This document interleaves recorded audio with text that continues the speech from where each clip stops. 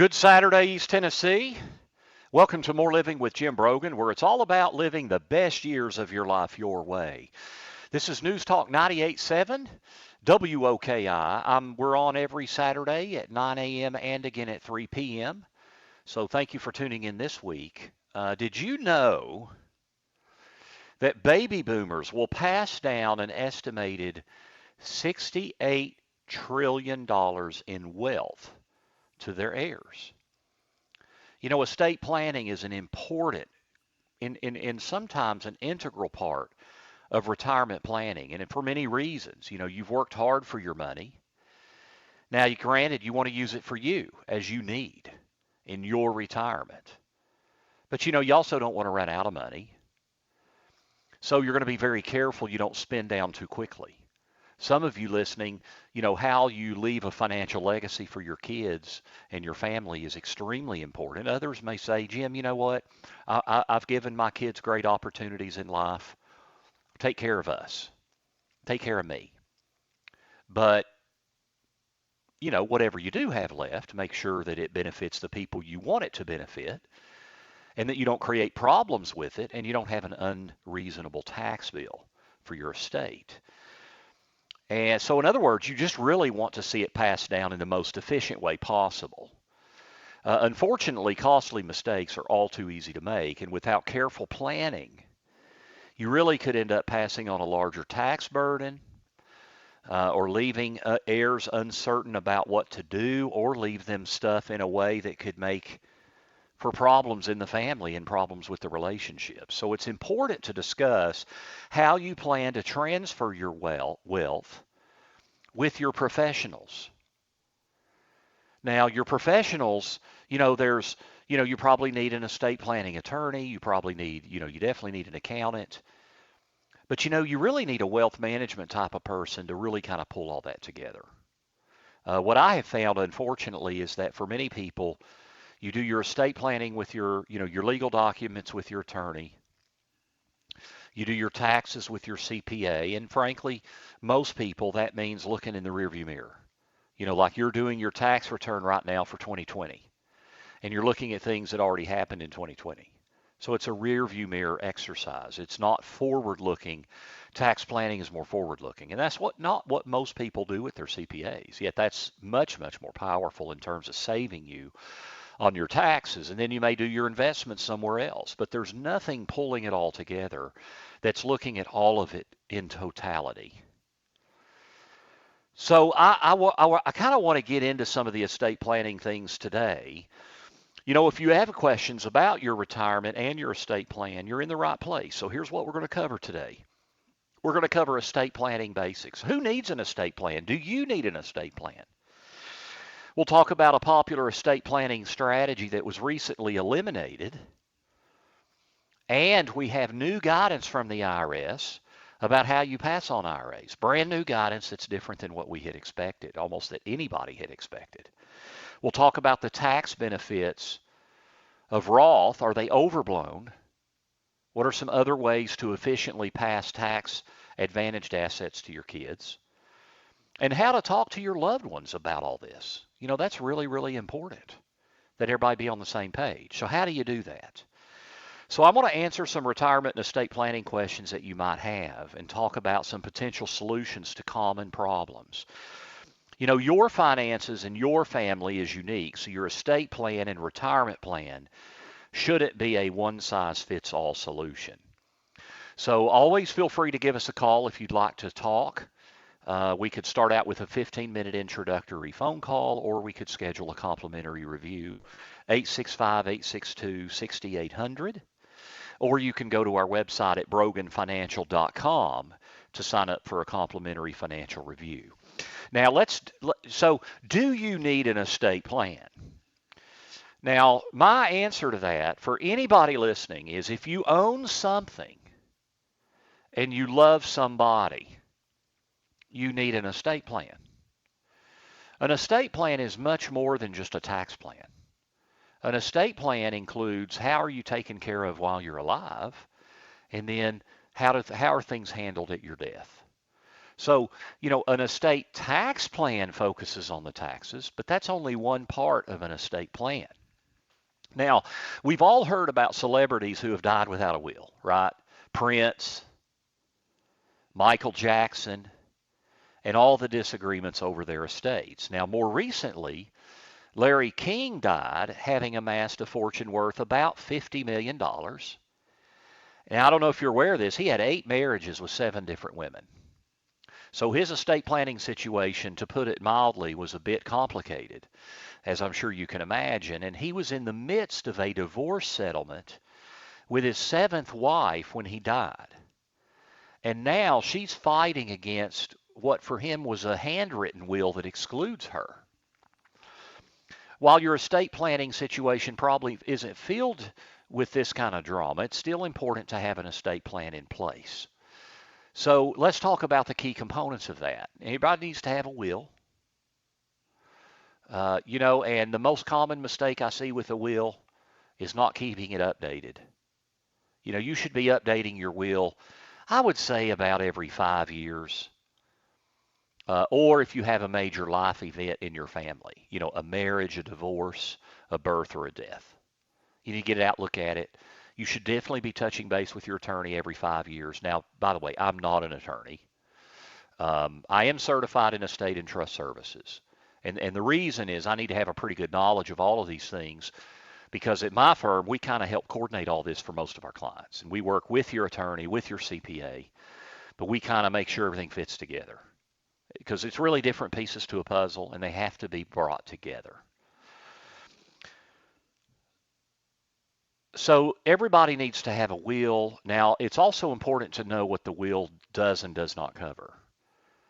Anything where you've named a beneficiary, like a retirement account, a life insurance policy, the will doesn't govern that asset unless you leave it to your estate. But if you name a person, the beneficiary designation supersedes the will. Doesn't matter what's in the will. That creates problems. I'm going to get into that in the next segment when we talk about retirement accounts. Or if you own things jointly, it doesn't go through your will. If I own my house jointly with my wife, if I pass away first, she automatically owns the house. Doesn't matter what my will says. So all that's got to be coordinated with your beneficiary designations. Now then, powers of attorney are what help take care of you while you're alive. So while you're alive, they're very important. But the most important part of your estate plan. It's somebody to make your medical decisions when you cannot is your medical power of attorney. And then your financial power of attorney is for someone to make your financial decisions, manage your affairs, and administer your finances when you cannot. So that helps take care of you while you're alive. Some people like to have a living will, which is an advanced medical directive. It's not a will. It's a medical directive. I call it death with dignity. You're incapacitated. You have no hope for recovery. How do you want to pass on? And then, now, do you need a trust while you're alive? Or do you just need your legal documents to create a trust when you're gone? See, when you're gone, once you're gone and a trust is funded, it really doesn't matter how you had it structured before you passed away. So whether you have a trust now and put things in it or have it created at your death is really more a function of control, taxation. There could be several things that could make that very, very important. So, and we don't have time to get into all those details today, but let's talk about estate taxes.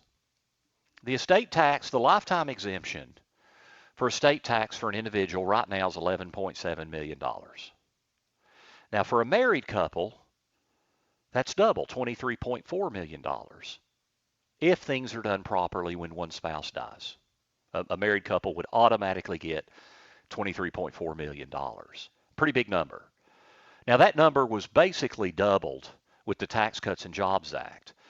Under the old law before 2018, the end of 2018, the estate tax exemption was $5 million per person, adjusted for inflation. And we go back to that in 2026. It goes back to that rule. Now, Joe Biden has talked about reducing it down to 3.5 million. Now, it's interesting when you look at our state tax laws. Typically, they don't go backwards. They're not, in other words, if the estate tax exemption is 11.5 million, you typically don't see it go backwards to 5 million, unless it is grandfathered into an old law, which is kind of how our Tax Cuts and Jobs Act works. That law it goes back, it sunsets. It goes back to the old law. But lowering it to 3.5 would be a reduction an increase in estate taxes, because it would be reducing how much you can pass to your heirs. So let's look at what's happening in Congress and what's happening in Washington. They're spending a lot of money. Our debt is getting pretty out of control, potentially, and they got to raise money. So there's probably changes coming. Now, when you add everything together, if it dropped to 3.5 million, you add your house, life insurance, if it's in your name, it is part of your taxable estate. So that alone is a strategy that might need to be reevaluated to see how you can get that life insurance, or how do you get life insurance outside of your estate. But if the estate tax exemption is high today and it's going to be lower in the future, which we do know that, because in 2026 it's going to go down, but it may go down even more.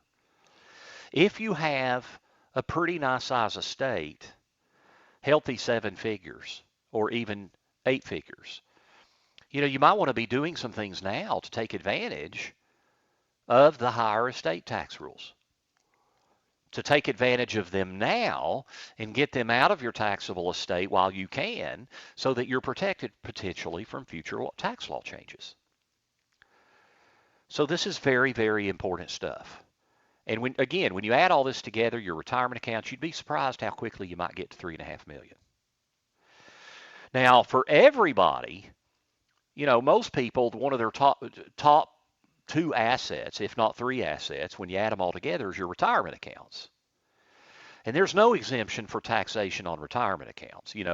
Your retirement accounts, everything except for your Roth, a traditional IRA, 401k, 403b, you've never paid the income tax on most, if not all of that money.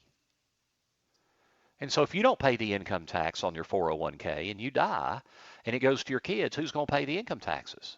Your kids are going to pay the income taxes. So just about everybody deals with this area of taxation at death.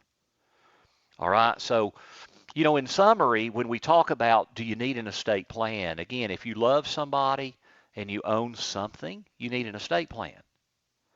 And just about everybody needs to be aware of taxation because of the tax buildup on the IRAs and 401ks. If you do have a large estate, you need to be looking at options right now, because estate taxes are going to go down. The exemption, what you can pass to your kids, is going to go down in the future under current law, and it's a risk to go down even more. So what do you need to be doing to take advantage of that? You might need to be doing some trust-based planning. Lots of things you might need to be doing. But everybody needs to be aware of the taxation on retirement accounts. So in our next segment, that's what we're going to dive into. And there's an important estate planning tool that was eliminated with the Secure Act in December of 2019. And there have been some changes or some amendments or additional clarifications to how retirement accounts pass to your loved ones that is not favorable. So stay tuned. We'll cover that in the next segment. You're listening to More Living with Jim Brogan here on News Talk 98.7 WOKI.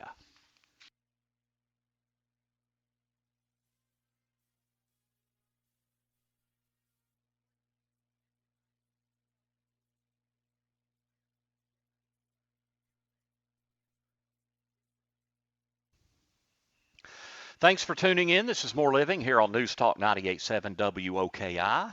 I'm your host, Jim Brogan, and we come to you every Saturday at 9 a.m. and again at 3 p.m.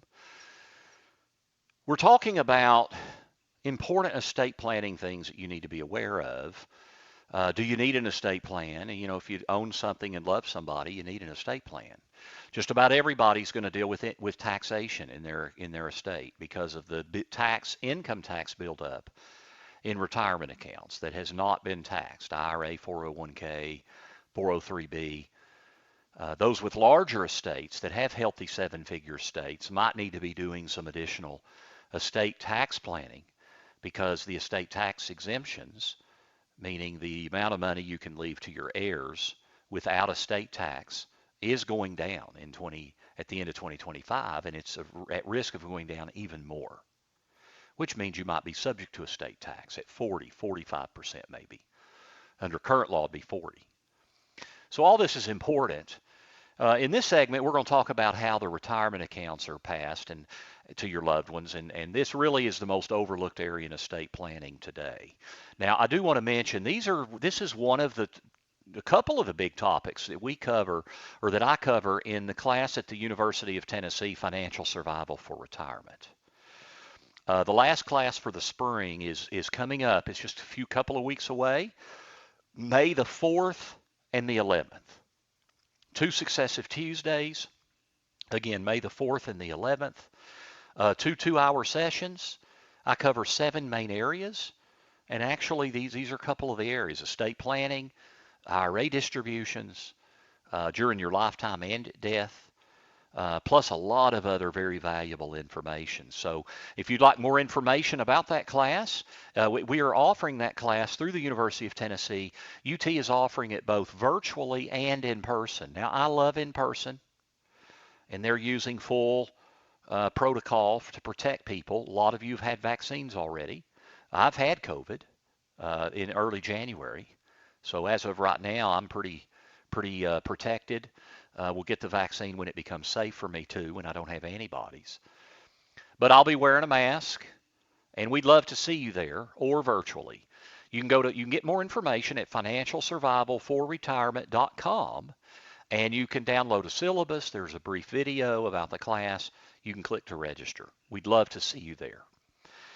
Now, the Secure Act that was passed at the end of 2019 changed how you can pass down your retirement accounts to your loved one. And that change could mean that you need to rethink your estate plan and your tax strategy. So how might the Secure Act impact your estate plan? So remember your retirement accounts. Now, this is an alphabet soup. I say IRA 401k, but that could be any kind of a retirement account where you or your employer put money aside. For the most part, those contributions were not taxed. They were deducted from your taxable income. And they grow tax deferred, so the tax is being deferred to a later date. And that later date is when you take the money out. Well, if there's money still in there and you die, that later date gets taxed to your kids, if they're the beneficiary. And it's never a good idea. I've never heard of a reason why you'd ever want to name the estate as your beneficiary of a retirement account. You might name a trust. That becomes more complicated. But you've got this income tax time bomb. And, according to the IRS, over 90% of IRAs are cashed in when the second spouse dies. So all that money comes out, it's taxed as ordinary income to your heirs on their tax return, on top of all the income they already make. Now, it used to be, when you passed away, your kids could take distributions across their remaining lifetime. They could stretch the tax bill across the rest of their lifetime. We call that a stretch IRA. They start a minimum distribution the year after your death. They can always take more. It's similar to the rule when you turn 72. They can always take more, but they have to take the minimum, and they're taxed on it.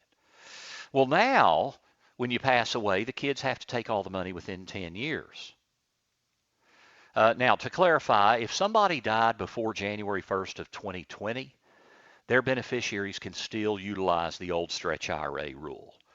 But beginning January 1 of 2020 and later, any deaths have this new 10-year rule. Well, we had kind of assumed the entire estate planning community, because of the way the Secure Act was worded in the law,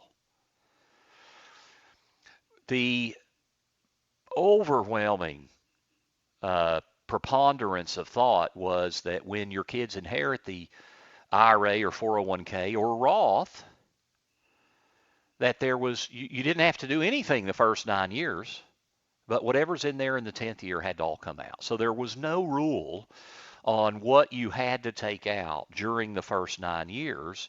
It's just whatever's in there had to come out in the 10th year. Now that makes tax planning even more important for your kids because whatever's in there in year 10 has to all come out and be taxed. Now if it's a Roth IRA, it becomes tax-free, so it would make sense to leave it in there until the 10th year. Well, the IRS just recently released guidance and says no, that's not the way it's going to work. In fact, you're going to have to take a little bit out each year, starting the year after the date of death. You have to take a little bit out, kind of based on your life expectancy, I believe, is what they're kind of saying.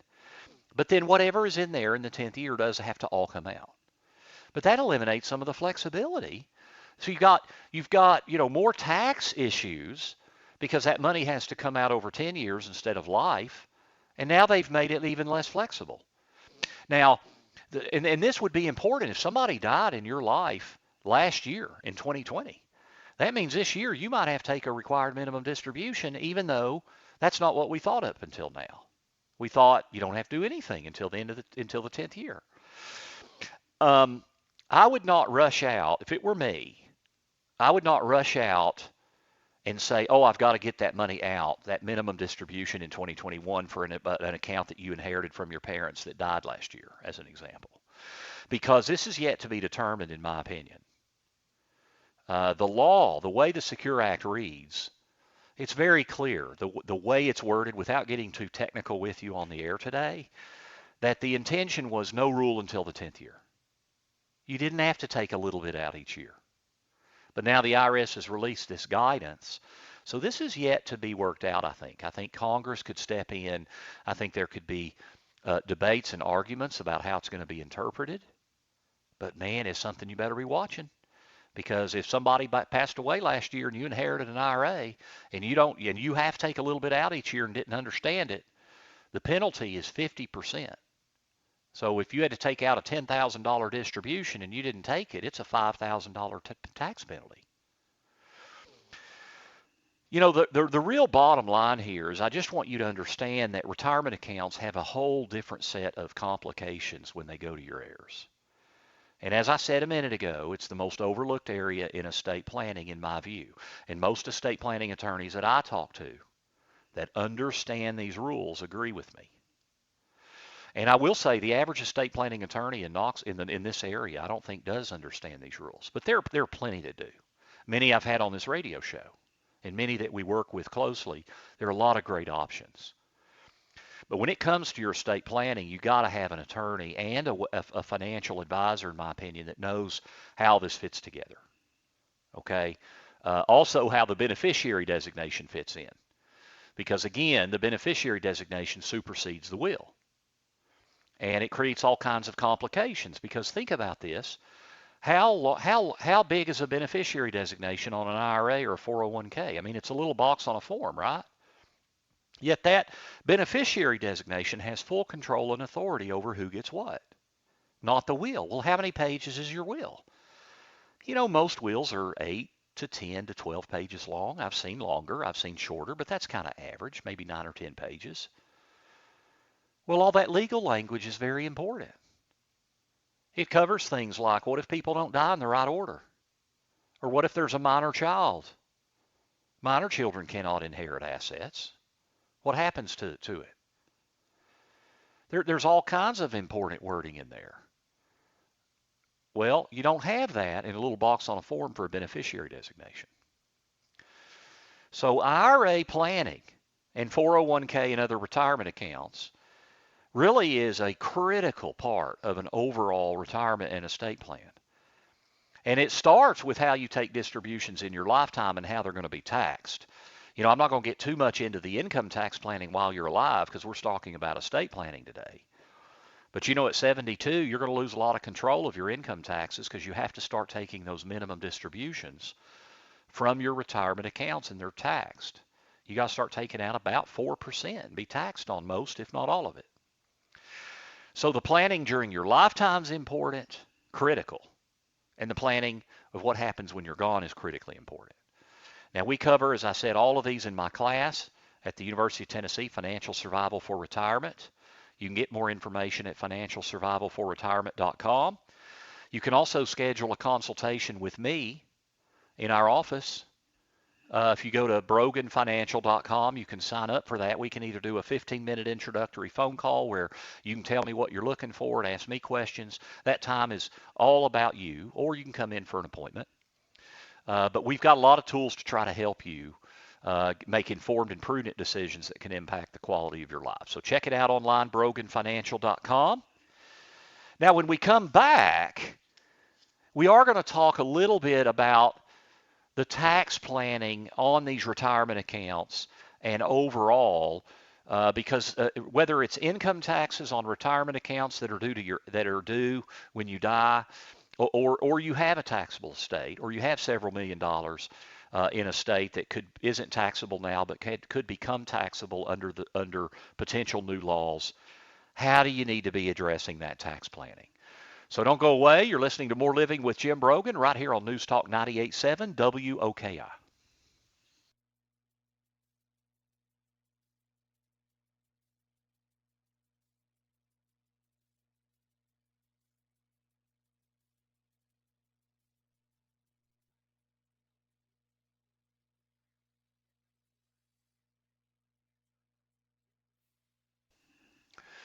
This is More Living with Jim Brogan, where it's all about living the best years of your life your way. You're listening to News Talk 98.7 WOKI, and we're talking about the critical importance of estate planning. You know, if you own something and you love somebody, you need an estate plan. And there are so many issues.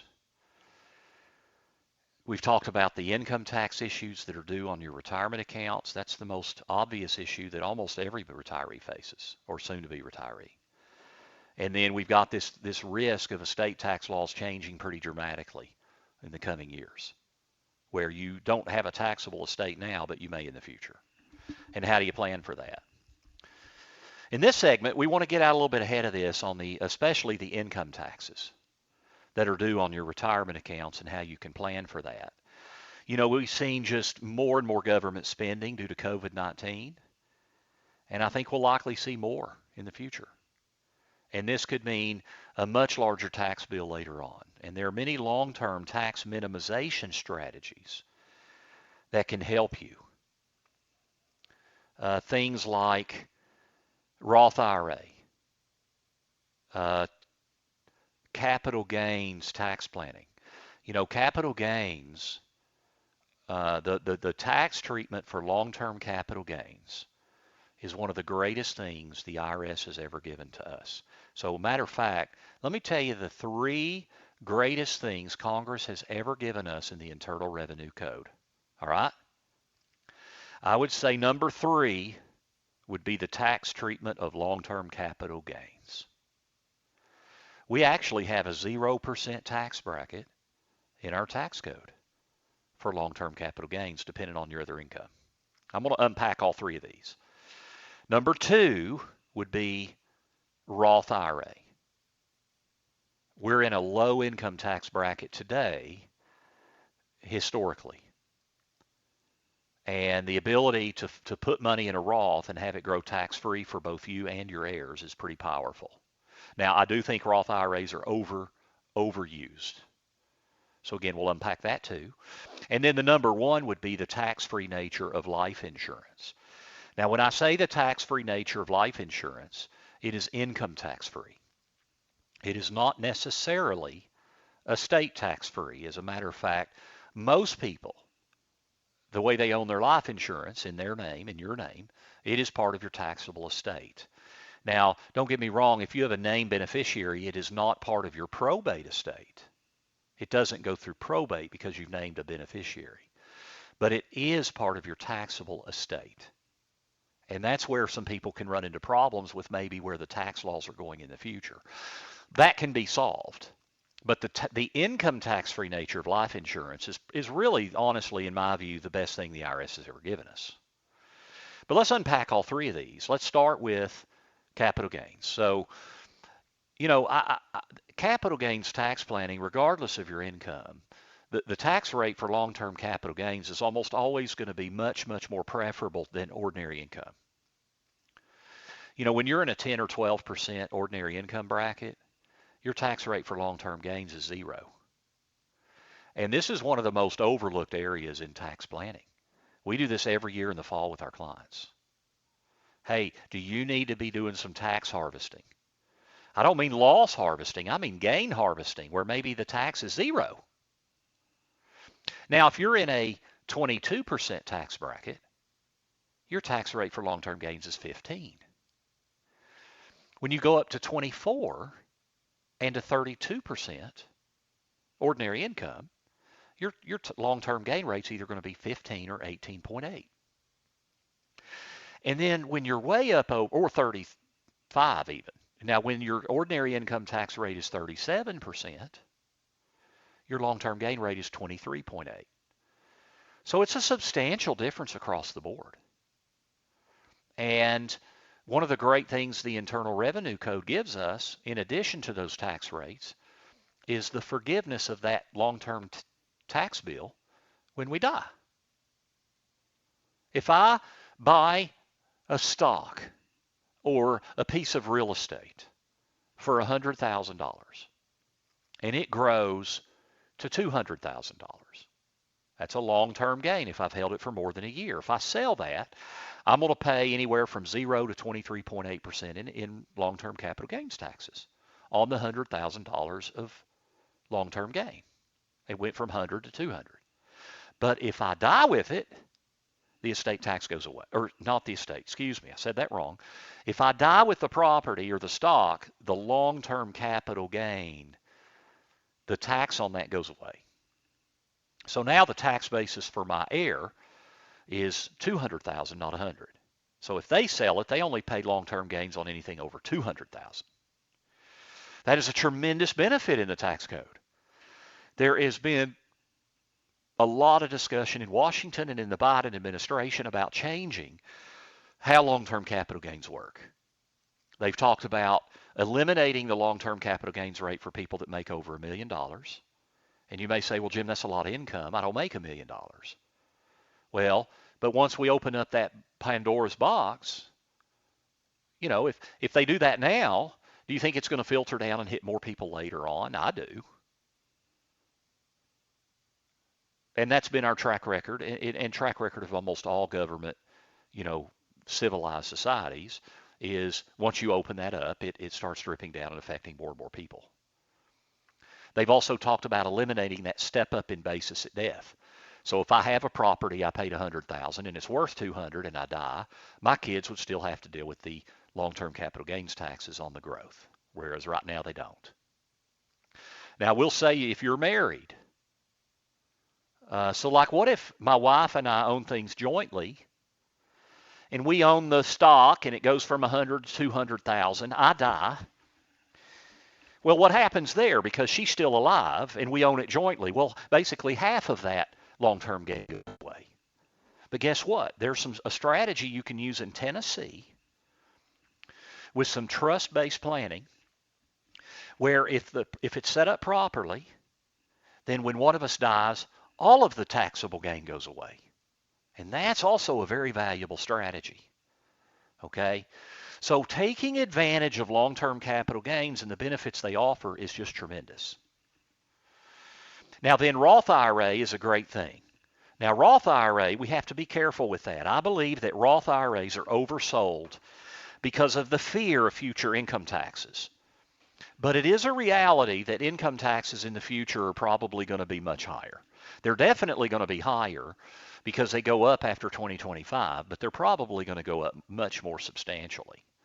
Of all the economic things that I could predict in the next 10 years, and nobody knows, not me, not anyone else, but of all the things that I could predict, the one I'd be most confident in is that our tax system would change fairly dramatically over the next 10 years. But a lot of people, when they retire, your taxable income may go way down. So while tax rates may go up, taxable income may go way down. Now, be careful with that. If you're making a high 5 figures or you're making a low 6-figure income, if you've got some retirement savings built, I don't know that your tax rate really will, your taxable income will go down that much. Now, if you're making a healthy six-figure income as a couple or an individual, yeah, your taxable income may go down a good bit. But that's something that's got to be watched and looked at, because when a Roth IRA makes a lot of sense is when you're in your tax rate when you take the money out is much higher than it is when you put the money in. Well, if your taxable income goes way down, that may not be the case. Used effectively, Roth IRAs are extremely powerful, but it needs careful analysis. There's an upfront tax hit when you convert money to Roth. Can you afford that tax hit? It's going to reduce your overall investment base, and you have to be careful. That first 5 to 10 years of retirement, you've got to be very careful that you don't reduce your investment base too much, or it could be devastating. So it requires careful analysis. And then the third, the number one, is the tax-free nature of life insurance. So this can be a tremendous estate transfer tool because it's income tax-free, and it can become estate tax-free if you structure it properly, where you don't own it. Typically, that involves a trust. That is irrevocable, but it can be very effective. So all of these things need to be considered, but especially the Roth and the long-term capital gains. Those things need to be addressed really right away. And there's this sweet spot between retirement age and age 72, because you have a lot of people that we work with that potentially even high net worth people have the ability to keep their taxable income in the early years of retirement very, very low. And we do that by how do we plan for income? How does it impact the tax return? How do we plan for investment returns? How does that impact the tax return? And we can really minimize income taxes and take advantage of things like long-term capital gains at 0% or 15% and Roth conversion at 10 or 12%, when you may be looking at 25 or 28 or 33 once you're over 72. So very, very important planning. We're running a little bit behind. In the last segment, it'll be a little bit short, but it's very, very important. How do you talk about estate planning with your family? That's very important. We'll get into that next as you listen to More Living with Jim Brogan, right here on News Talk 98.7 WOKI.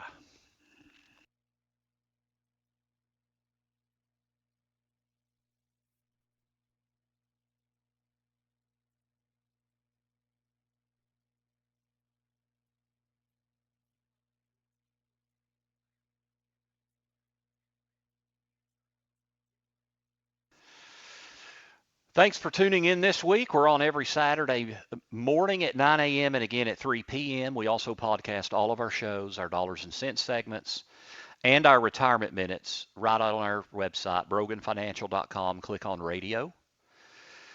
And I'd love to see you at my upcoming class, University of Tennessee Financial Survival for Retirement. It's on May 4th and the 11th. Two-hour sessions, 6:30 to 8:30. We'd love to see you there, either in person or virtually. You can find out more information at financialsurvivalforretirement.com. Now, estate planning starts with a conversation. How do you discuss this with your loved ones? You know, nothing separates people more quickly than money, in my view and in my experience. And in addition to that, today's retirees may feel more pressure than ever to help out your adult your adult children financially. You know, do your adult children have debts to pay off? Do they live at home? Or do they expect do they expect financial help? So estate planning is an important part of retirement planning, as is talking to your loved ones about your legacy goals. Believe it or not, 70% of U.S. families lost not only their financial assets, but their sense of unity after transferring their wealth, according to a recent study. Now, that's alarming. We don't want to lose a sense of unity with our family.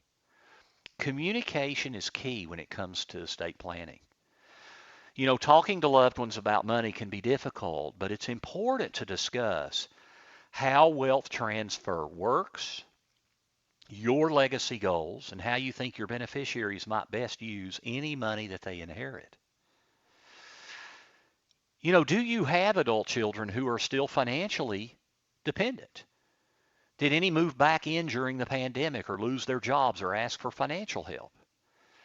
Consider if you are putting off saving or planning for your own retirement in order to support your adult children and the long-term effects on you. Consider how much you would want to leave your beneficiaries and how much money you would like to have in retirement.